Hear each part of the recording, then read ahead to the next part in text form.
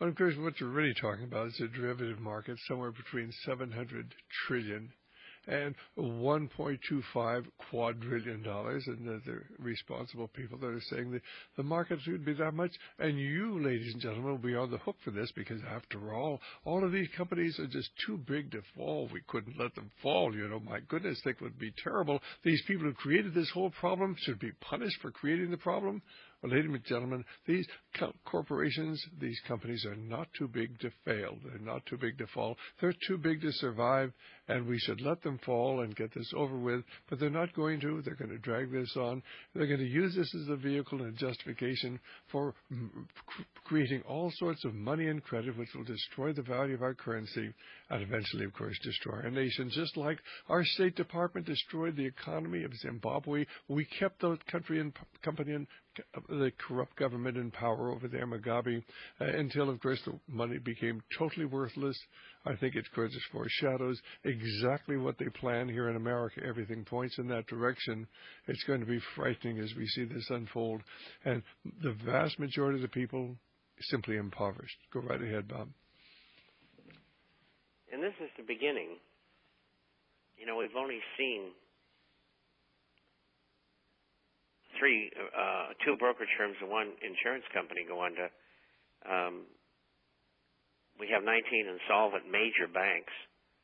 Half the banks in America, minimum, are going to go under over the next several years. And all of those companies that wrote derivatives are going to go under. I mean, there's just an endless supply of trillions and trillions and trillions of dollars that are going to be lost. But it's not just here in America. It's certainly over in foreign countries. I mean, they're holding, trillions of dollars of these faulty bonds that we sold them. And, of course, why don't they simply sue the banks that sold them the fraudulent bonds and sue the rating companies that gave the fraudulent ratings on that? Nobody ever suggests that. But then, of course, a lot of these foreign banks not only are holding a lot of our fraudulent bonds and various assets, but they've made a lot of loans to themselves to, say, Eastern Europe, other countries. And, of course, these countries are bankrupt. They can't pay the money back. So many people say that many of the other countries are even worse shape than we are. Is there any truth to that? Well, there is in better shape, and they may be in worse shape. I think what people also have to look at is, and this is mentioned nowhere, why is it with the fraudulent rating system, the recipients and purchasers of 40% of the bonds, this toxic waste we talk about, in the United States, and 60% was sold in Europe, and there has never been one civil or criminal action against these criminals. And that doesn't really make any sense. And the reason why is they're all in on it. I think you're probably right. The thing is, I would just ask the audience, why aren't any of the banks in Europe suing the American banks for selling them fraudulent bonds? I mean, certainly if you or I were to sell something that was fraudulent, why we would be charged with criminal activity and civil activity. And certainly, and it's not only the companies that bundled these fraudulent loans, but it was the rating companies, and then it was the people who wrote the fraudulent derivatives. And instead of course, they're being responsible for it, the American taxpayers are going to have to bail this out, and it's going to destroy the value of our currency. This is going to have to create literally trillions and trillions and tens of trillions and hundreds of trillions, and maybe even as much as $1,000 trillion for the cover the derivatives. I mean, things don't look very good, Bob, but they keep telling us things are really getting to look better. Are they really getting to look better? No, they are, as you say they are, and it's going to get progressively worse. The stimulus package that we see is coming to fore here shortly. In fact, it begins in May. Because we received and I'm sure you did, our notice from the Social Security Administration that they were going to send us $250 each to help stimulate the economy. And that'll have a slight effect during the course of this year. Most of the money is being spent next year, so the market and the economy will get a little lift next year, which will be temporary. And unless they create another $1 to $2 trillion stimulus package, or find a way of injecting an additional $1 to $2 trillion directly into the hands of consumers, this thing's headed down again. And so, you can go back in history and look at all the examples of this being done and of the failures that it ended up as.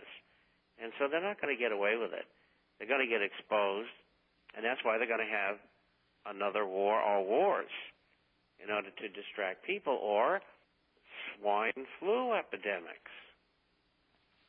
Well, certainly they're going to have to do something. The last thing they can allow is for the American people to realize that they're all in on this. There's a little group called the Trilateral Commission, Council on Foreign Relations, Bilderbergers, less than 5,000 people. But they're dedicated to the destruction of America, to transfer our industries and manufacturing overseas. And that's what, of course, globalization is all about.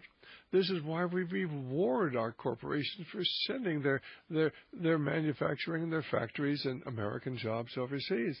And nobody ever tells the American people that. They don't understand that this is not happening by accident. It's happening by intent, and you only have to read the Earth Charter, and you can read it right there. This is the major design for what's going on today, that and the new spirituality and this new world government that's coming.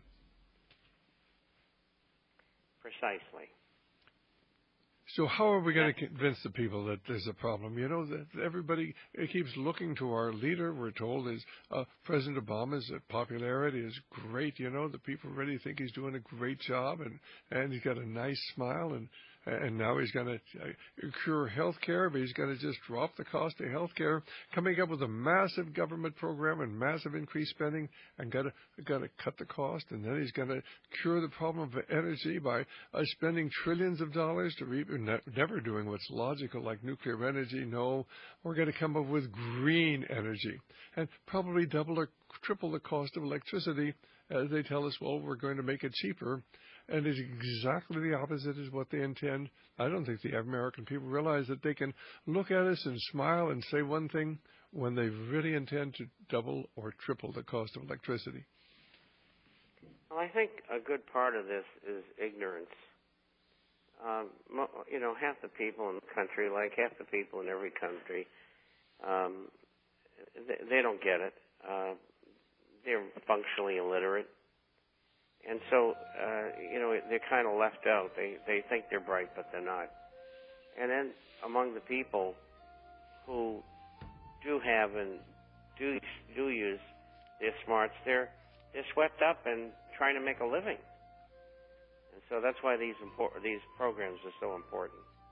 Well, that's why I know why you're willing to do them 20 hours or more a week, and certainly why we do what we do. Is certainly trying to get people educated to realize that freedom is lost when good people aren't involved. There are a group of people in the United States who have a different agenda. They belong to the Trilateral Commission, this Council on Foreign Relations, and Bilderbergers. I've been through their secret files. I know what they're doing, and you need to get our information and find out as well. These people have a different worldview because they worship a different God. Bob picked the story up there. Well, I think one of the facets of the market that most people don't know about is the fact that the U.S. Treasury and the Federal Reserve have license through executive order to go in and manipulate the markets. And there's only so much that they can do in markets. They helped stage the rally that we just saw recently in the market, which took it up to around 8,200. And I think that this is not going to stay there that long. It's quite an increase, 25% off the bottom. And I think the next step is downward. And I think it's going considerably lower as well. And during this process, as the market gets worse, people are going to start asking questions. People who suspect but don't know that the government is legally in the market manipulating it, and unless, of course, we change the laws and take the ability of the president to execute executive orders. Short of that, what's going to happen is the general populace is finally going to find out that their pension is down because of manipulation by government. And I think when that revelation comes, there's going to be a lot of howling going on about how